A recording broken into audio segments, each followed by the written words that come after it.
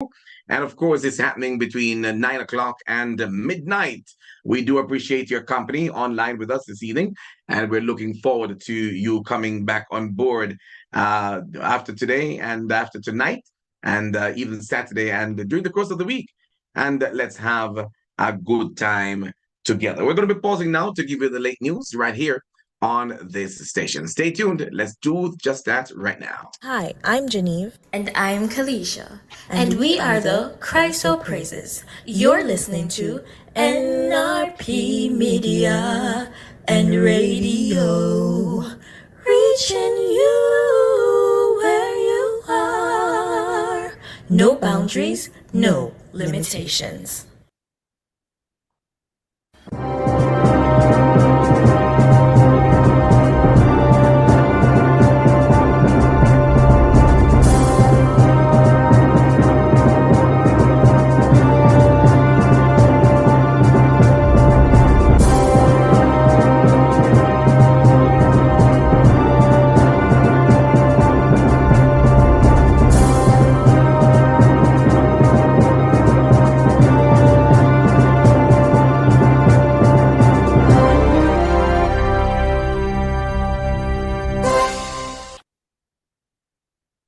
A very pleasant night to you, and welcome to the news right here on NRP Radio and on NRP Media or social media platforms. NRPMediaJA.com is our radio platform, Facebook and YouTube at NRP Media JA. It's Friday, March 15, with the NRP Night News.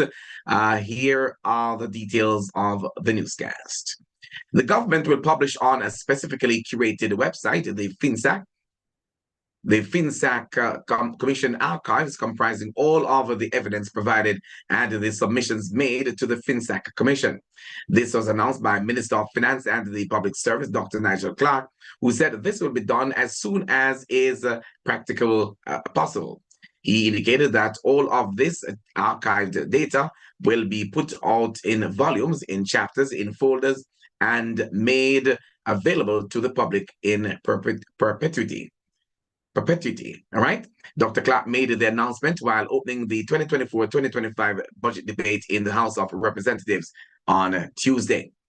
The FinSAC Commission was established on January 12, 2009, and tasked to, among other things, examine the circumstances leading to the collapse of several financial institutions during the 1990s. Dr. Clark said that the website is particularly in relation to the extent to which these circumstances were directly influenced by domestic or external factors, government's fiscal and monetary policies, the management practices and the role of the board of directors of the failed institutions, and the performance of government's regulatory functions. And he said that on publication of the archives, the Finance Ministry will issue a special call for scholarly research into these for the purposes of producing scholarly articles and books. The Electoral Office of Jamaica is reminding eligible individuals that the deadline to register for inclusion on the May 31, 2024 voters list is March 31. The EOJ emphasizes the importance of voter registration as it enables individuals to exercise their right to vote. Eligible individuals, those aged 18 years and older, who are Jamaican citizens or Commonwealth citizens who have resided in Jamaica or at least 12 consecutive months, may apply for their voter ID cards. Director of Elections Glasswell Brown stated that participation in the electoral process is fundamental to the functioning of our democracy. He urged all eligible members of the public who have not yet registered to take this opportunity to do so before the March 31 deadline. Prospective electors are required to apply in person at any EOJ constituency office island-wide and are advised to wear only bright or dark-colored clothing to facilitate the process of taking their photographs. After the in-office application, the EOJ will send a team to verify the applicant's residence, thus finalizing the application process. Registering to vote is free of cost, and the EOJ constituency office locations can be accessed on the ECJ's website at www.ecj.com.jm/address. Persons already on the voters list are reminded not to reapply and to request a renewal if their voter ID card is expired. The voters list is published twice per year on May 31 and November 30. Voter identification cards for those added to the May 2024 list will be distributed in June. Individuals seeking more information on voter registration and electoral procedures can visit the EOJ website or contact the nearest EOJ office. The Electoral Office of Jamaica is an independent body responsible for the administration of democratic processes in Jamaica, including voter registration, conducting elections, and ensuring compliance with electoral laws and regulations. In light of the critical need to enhance public safety and security across our communities, Junior Shadow spokesman on the National Security and Defense, Councillor Giovanni Byfield, is calling upon the government to consider the removal of a general consumption tax on closed-circuit television systems or provide subsidies to facilitate their widespread adoption. The Junior Shadow spokesperson highlighted that CCTV systems play a pivotal role in deterring criminal activities, aiding law enforcement investigations, and providing valuable evidence in the event of incidents. However, the current imposition of GCT on CCTV systems significantly impedes their affordability and accessibility for both businesses and homeowners. The cost burden associated with purchasing and installing CCTV systems acts as a deterrent for many individuals and organizations looking to invest in enhancing their security measures, said Byfield. He added that by eliminating the GCT on CCTV systems or introducing subsidies for their procurement, the government can empower more citizens to take proactive steps towards safeguarding their properties and communities. The Westmoreland police have charged several individuals who were involved in a confrontation with law enforcement officers on Sunday, March 10 in Whitehall in the parish. The incident was captured on video and went viral on social media. The individuals, who are all from Westmoreland addresses, have been charged with multiple counts of assaulting a police, obstructing the police, disorderly conduct, and other offenses. Reports are that about 6:50 a.m., police responded to reports of loud music on Begonia Drive in Whitehall. Upon arrival, officers saw a vehicle with a loudspeaker. The driver was requested to provide identification and comply with police instructions. The driver reportedly failed to comply with the officer's request, and a subsequent confrontation ensued between the officers and several individuals present. Those charged are Andre Brown, who has been charged for assault occasioning bodily harm, 4 counts, unlawful wounding, resisting arrest, 4 counts, disorderly conduct, use of abusive and calumnious language on 5 counts, disobeying constable command, 4 counts, assaulting a police officer, 4 counts of that, and failure to move and keep on moving, obstructing the police as well. Ray Hawthorne, he has been charged with disorderly conduct, obstructing the police, assaulting a police, disobeying constable command, and failing to move and keep on moving. The third person was Renieto Samuels, who has been charged with obstructing police, disorderly conduct, and disobeying a constable's command. Cian Clark, he has been charged for assaulting a constable, charged for abusive and calumnious language, disorderly conduct, and obstructing the police. Felicia Ennis, she has been charged with disorderly conduct, unlawful wounding, assaulting a constable, and obstructing the police. Bevin Lewis, he has been charged for playing amplified music contrary to the Noise Abatement Act and playing amplified music audible beyond 100 meters. The other person charged was Paul Whiteley. He has been charged with obstructing the police and disorderly conduct. The Westmoreland police are actively seeking additional individuals who were identified in the video. Anyone with information regarding their whereabouts is urged to contact the Negril Police Station at 876-957-4268, Police 119 emergency number, or the nearest police station. The Westmoreland police urge the public to refrain from interfering with law enforcement officers as they perform their duties. Minister of Health and Wellness, Dr. Christopher Tofton, says there is need for adequate rest as it contributes to the general well-being of an individual. Speaking virtually at the World Sleep Day Forum held today, March 15, the minister said that lack of sleep has unfortunate manifestations for many who believe that it is good to work for long hours.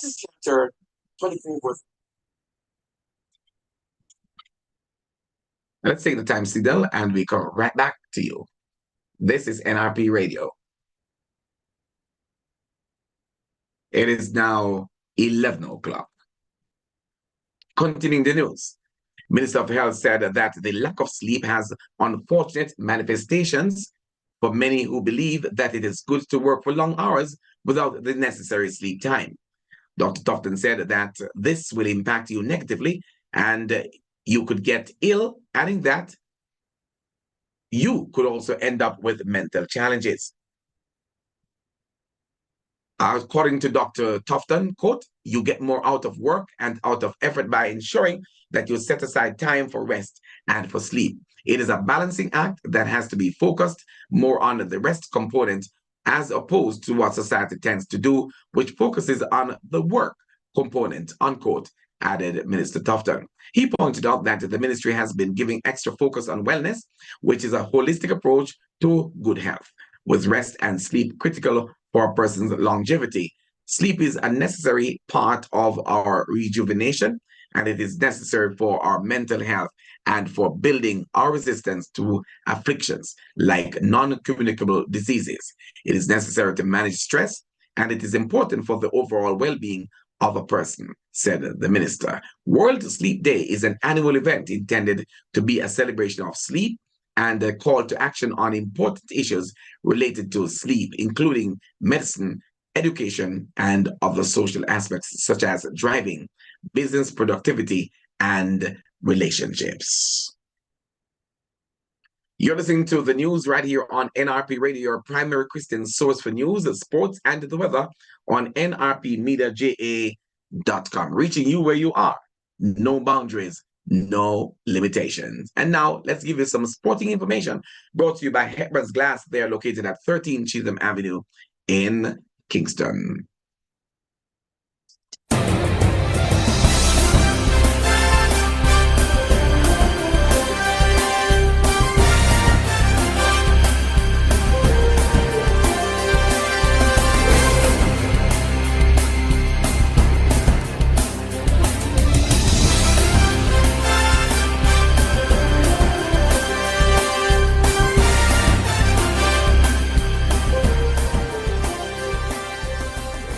And we bowl off on football, or yes, indeed, we kick off on football rather. The governing body of World Football, FIFA, has announced that the Under-17 FIFA World Cup for both men and women will be held annually and not every 2 years starting in 2025. There will also be an increase in the size of the tournaments. The Under-17 Women's World Cup is set to expand from 16 to 24 teams. The Under-17 Men's World Cup is set to expand from 24 to 48 teams. Currently, CONCACAF has 3 spots for the Under-17 FIFA Women's World Cup and 4 spots for the Under-17 FIFA Men's World Cup. FIFA will announce at a later date the slot allocation for each confederation, but they have confirmed each confederation will see an increase in spots. Meanwhile, chairman of the technical committee of the Jamaica Football Federation, Mr. Rodolph Speed, has reacted to this latest development from FIFA. Let's now hear from Mr. Speed in this latest development, as FIFA indicating that there are the changes that will be taking place as they move into 2025. Right. So the Under-17 World Cup playing every year is actually a genius move, mainly because usually a lot of countries tend to just use the 17-year-olds, and then the 16-year-olds, would have been left behind. So what really happened is that they would be born in what you call a wrong year, because at the next World Cup, they'll be too old to play. So I think this is a genius move that gives every player under a certain age an opportunity to play in a World Cup, which is really the dream of every football player. The movement, the increase in the amount of teams in all the competition again is significant because a lot of us developing nation really can't get to catch up because of the infrequency, because of the limited number of teams that actually play in each competition. So you don't get a chance to identify what the gaps are and able to train towards playing in this tournament because the gap is just too great. But with more teams being added, there is a reduction in the gap in terms of who can qualify and gives Jamaica a better chance to qualify. Because once you're there, it is easier for you to maintain that type of discipline and the commitment and try to secure more funding to go there already.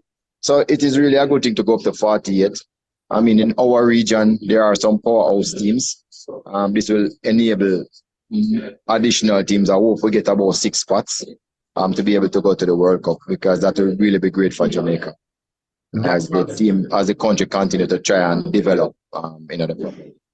That was chairman of the technical committee at the Jamaica Football Federation, Mr. Rodolph Speed. He was reacting to the latest development from FIFA with the World Football Body announcing that the Under-17 FIFA World Cup for both men and women will be held annually and not every 2 years, starting in 2025. On cricket, Royal Challengers Bangalore reached the Women's Premier League final with a thrilling 5-run win over defending champions Mumbai Indians in Delhi. Mumbai were cruising at 123 for 3 in pursuit of a 136 target before losing 3 wickets for 10 runs. Captain Harmanpreet Kaur fell for 33 to spark the collapse, while leg spinner Sabana Asha successfully defended 12 from the last over. RCB will face the Delhi Capitals in Sunday's final at the same venue. Mumbai were in control for most of the match, reducing RCB to 23 for 3 after they chose to bat first. But Australia all-rounder Elise Perry, who is 66 from 50 balls, who got 66 from 50 balls, led RCB's recovery to post 135 for 6 with international teammate Georgia Wareham's last ball 6 providing some late momentum and a crucial contribution given the eventual margin of victory. That's sports in our NRP Break of Day newscast brought to you by Hepbur's Glass. They are located at 13 Chisholm Avenue in Kingston, Jamaica.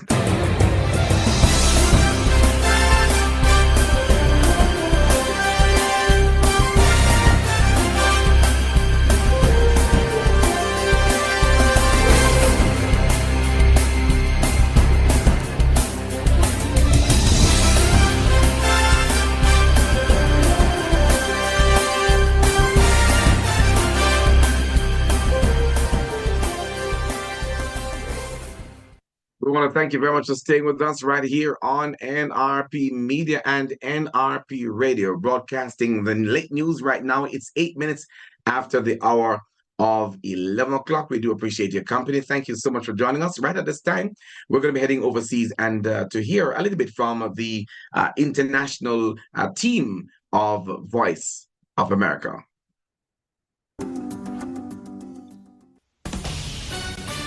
This is VOA News. I'm Tommy McNeil. The Palestinian Health Ministry accused Israeli forces of launching an attack near an aid distribution point in war-racked northern Gaza, killing 20 people and wounding 155 others. AP correspondent Charles De Ledesma has more. The Israeli military says the reports are false, adding it was assessing the violence that occurred late on Thursday with the thoroughness that it deserves. The international community has been pushing for more aid to enter Gaza, frustrated with the growing humanitarian crisis and with Israel's restrictions that have prevented more aid getting in by land. Australia announced early on Friday it would resume funding to the United Nations Relief Agency for Palestinians and pledged additional money to UNICEF to provide urgent services in Gaza. I'm Charles De Ledesma. Australia is being criticized for canceling the visas for several Palestinians fleeing the conflict with Israel and Gaza. One political party says the move shows a lack of humanity. From Sydney, Phil Mercer reports. Campaigners for refugees and migrants say several Palestinians have had their Australian visas abruptly cancelled by the Canberra government in recent days. A cancellation notification obtained by local media asserted a particular applicant had never intended to genuinely stay temporarily in Australia. Australia's left-leaning Labor government has defended its actions, insisting they were based on ongoing security checks. But Adam Bant, the leader of the Australian Greens Party, told the Australian Broadcasting Corporation Friday that visa applicants are being treated unfairly. Phil Mercer, VOA News. The Israeli Sydney. military says a ship has delivered 200 tons of food, water, and humanitarian supplies to Gaza, inaugurating a sea route from Cyprus. The sea route is intended to bring more assistance to alleviate the humanitarian crisis in the enclave 5 months into the war. This is VOA News. Thank you so much for listening to the latest from the Voice of America as we broadcast you live on this station. Let's move on now to just providing you with the latest from the National Meteorological Service of Jamaica with the latest weather report and forecast. The Met Service says that there is a significant feature of a high-pressure ridge across Jamaica. The high-pressure ridge is expected to remain across the island over the next few days. And in the 24-hour forecast, tonight, mainly fair. Tomorrow morning, mainly sunny. Tomorrow afternoon, mainly sunny and windy, especially across southern parishes. In terms of the 3-day forecast, after tomorrow through to Tuesday, Sunday, Monday, Tuesday, expect mainly sunny and windy conditions, especially across the southern parishes. And there is no significant rainmaker across the region at this time. In terms of maximum temperature expected for Kingston and Montego Bay, 24 degrees Celsius in Kingston, 24 degrees Celsius in Montego Bay. We do appreciate your time. We do appreciate your the opportunity that you have been given and that you are utilizing. And we are thankful that, of course, you are here to stay with us as we reach you where you are. No boundaries, no limitations. That's the weather report and forecast. We'll be back to wrap up in just a moment.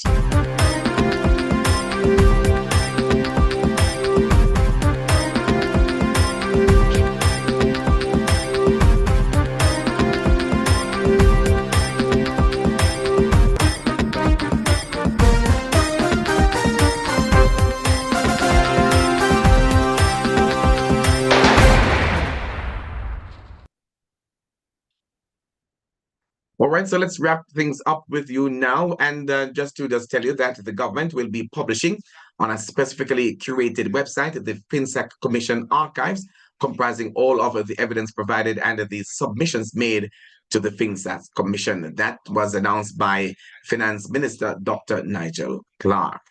The Electoral Office of Jamaica is reminding eligible individuals that the deadline to register for inclusion on the May 31, 2024 voters list is March 31.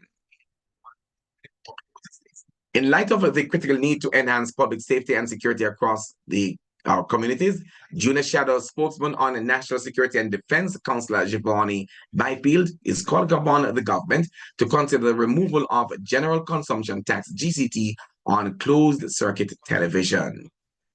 The West London police have charged several individuals who were involved in a confrontation with law enforcement officers on Sunday, March 10. And finally, there is a need for adequate rest. So says Minister of Health and Wellness, Dr. Christopher Tofton, who is indicating that it contributes to the general well-being of individuals. And in sports, let's tell you that the governing body of World Cup FIFA has announced that the Under-17 FIFA World Cup for both men and women will be held annually and not every 2 years starting in 2025. And that's the latest news right here on NRP Radio, reaching you where you are. No boundaries. There are no limitations whatsoever. Join us again tomorrow evening inside of the Saturday edition of the Weekendz Gospel Show, where we'll have a more comprehensive news package for you.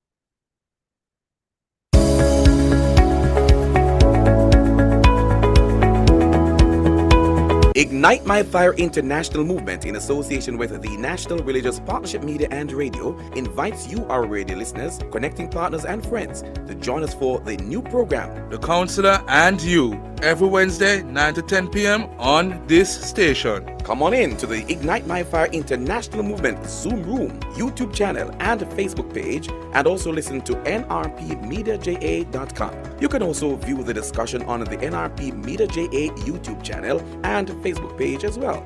Let's partner for this program where you, your health, and well-being will all be part of our focus. Yes, it will be The Counselor and You, produced and presented by the Ignite My Fire International Movement every Wednesday, 9 to 10 p.m. on this station. The National Religious Partnership Media and Radio, NRP Media and Radio, reaching you where you are. No boundaries, no limitations.